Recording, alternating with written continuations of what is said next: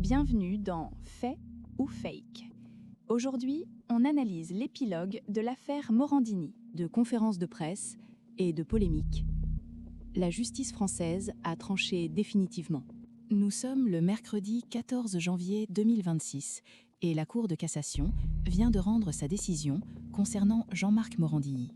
Ce n'est plus une mise en examen, ce n'est plus une rumeur, ce n'est plus une affaire en cours. C'est une condamnation définitive. L'animateur vedette de CNews est officiellement reconnu coupable de corruption de mineurs. Mais là où l'histoire devient vertigineuse, c'est qu'au moment même où je vous parle, alors qu'il est inscrit au fichier des délinquants sexuels, Jean-Marc Morandini est toujours à l'antenne. Comment en est-on arrivé là ? Que signifie vraiment cet arrêt de la Cour de cassation ? Et surtout, comment le paysage médiatique français a-t-il basculé dans une ère où la condamnation pénale ne signifie plus la fin d'une carrière publique ? Pour bien comprendre la gravité de ce qui s'est passé ce 14 janvier, il faut faire un tout petit peu de droit. Jean-Marc Morandini avait formé un pourvoi en cassation contre sa condamnation en appel de mars 2025. La Cour de cassation, c'est la juridiction suprême. Elle ne rejuge pas les faits, elle vérifie si le droit a été respecté. Et sa réponse a été cinglante.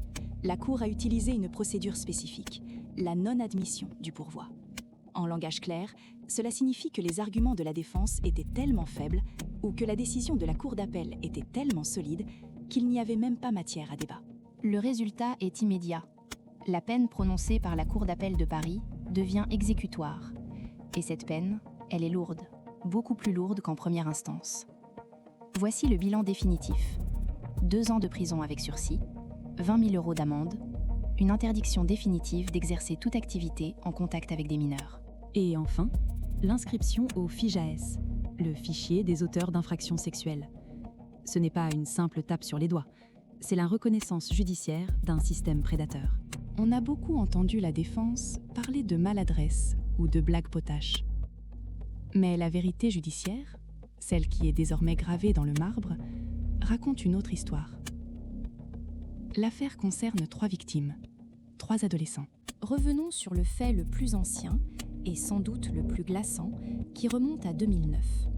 Un adolescent de 16 ans est invité au domicile personnel de l'animateur. Le prétexte, un casting pour le remake d'un film. Une fois sur place, il n'y a pas de caméra, pas d'équipe technique. Seul Jean-Marc Morandini. Il demande aux mineurs de tout enlever et de se... comment dire sans choquer l'algo YouTube, de se Bumblebee le Mégatron devant lui. Au procès, la victime a eu ces mots. Ça m'a traumatisé.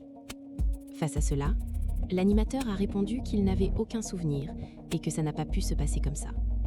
Les juges n'ont pas cru à cette amnésie. Il y a ensuite 2 autres dossiers, en 2013 et entre 2015 et 2016. Des échanges numériques avec 2 autres ados. Des demandes de photos, des scénarios explicites par SMS. Ce que la justice a sanctionné, c'est l'utilisation de l'aura médiatique comme un piège. Morandini a utilisé sa célébrité pour alpaguer ces jeunes. Il ne pouvait pas ignorer leur âge. Il a profité de ce rapport de force déséquilibré. C'est la définition même de la corruption de mineurs. Dans le monde d'avant, une telle condamnation signifiait la fin immédiate d'une carrière télévisuelle. On se souvient de stars écartées pour beaucoup moins que ça. Pourtant, ce matin, si vous allumez votre téléviseur à 10h30, Jean-Marc Morandini est là, en direct.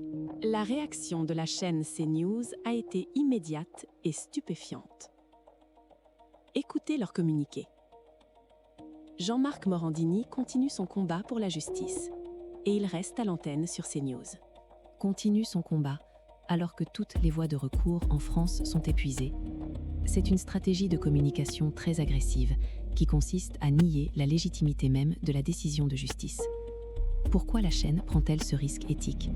La réponse est cynique, l'audience, Morandini Live cartonne. Et l'animateur, il ne fait pas profil bas. Il se dit victime d'une injustice et annonce saisir la Cour européenne des droits de l'homme. Attention, petit point factuel important. Saisir la CEDH ne suspend pas la peine. Jean-Marc Morandini est coupable. La CEDH mettra des années à répondre. C'est un baroud d'honneur pour dire à son public « ce n'est pas fini », alors que juridiquement, c'est fini. Concrètement, qu'est-ce que ça change pour sa vie?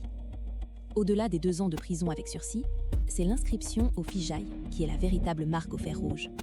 Être au FIJES, c'est devoir justifier de son adresse au commissariat régulièrement. C'est être fiché comme délinquant sexuel à vie. L'interdiction de contact avec les mineurs est aussi très concrète. Plus de production de séries avec des ados, plus de casting. Mais il peut continuer à présenter des émissions d'actualité tant qu'il ne dirige pas de mineurs. C'est dans cet interstice juridique que CNews s'engouffre. Dans ce dossier distant, il a été condamné en appel en janvier 2025 à 18 mois de sursis. Si cette peine devient elle aussi définitive, il cumulera presque 4 ans de prison avec sursis au-dessus de la tête. Le 14 janvier 2026 restera comme une date charnière. Elle marque la fin de l'impunité judiciaire pour Jean-Marc Morandini, mais elle inaugure une ère d'immunité médiatique. La justice a dit coupable. Son employeur a répondu « on s'en fiche ». C'est une situation inédite qui interroge profondément notre société. Peut-on informer les Français le matin, tout en étant soi-même définitivement condamné pour corruption de mineurs?